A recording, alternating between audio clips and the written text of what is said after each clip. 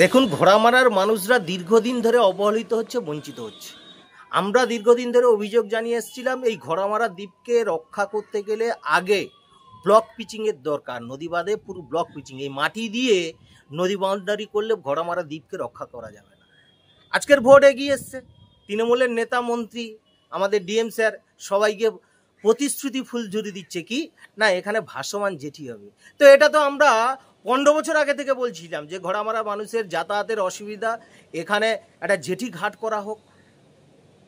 তা বাদে এই ঘোড়ামারার মানুষজন দীর্ঘদিন ধরে এই নদী বাঁধ ভেঙে যাওয়ার ফলে তাদের পানের চাষ বা এমনি শস্য নষ্ট হয়ে যাচ্ছে, নদী বাউন্ডারি একদমই ঠিকঠাক নেই, সেটাও আমাদের দাবি ছিল।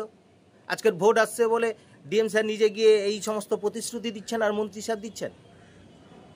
ঘোড়ামারাতে প্রায় দেখুন না 10,000-এর উপরে মানুষ বসবাস করে, 4,500-এর উপরে ভোটার আছে। এতগুলো মানুষ, তাদের জীবন বিপন্ন প্রায়। ঝড় এলে পুরো ঘোড়ামারা দ্বীপের মানুষজনকে অন্য রেফার করতে হয় বা ট্রান্সফার করতে হয় রাখার জন্য।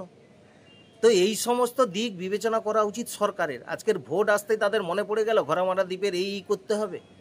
তো আমরা সমস্ত প্রতিশ্রুতির কথা শুনেছি, যতক্ষণ না পর্যন্ত এই কাজগুলো হচ্ছে ততক্ষণ কিন্তু আমরা বিশ্বাস করি না। খেয়ে না আঁচালে আমরা বিশ্বাস করি না এই সমস্ত প্রতিশ্রুতি। কাজ করুক, এটা আজকের আমাদের দাবিগুলো আজকে পূরণ করবে বলে সেই দাবি হচ্ছে, হলে ভালো হবে, ঘোড়ামারা মানুষজনরা বাঁচবে। এর থেকে আর বলার কি আছে? আমি তো বলবো ভোটার আগে এগুলো ভাঁওতা প্রতিশ্রুতি ছাড়া আর কিছুই নয়।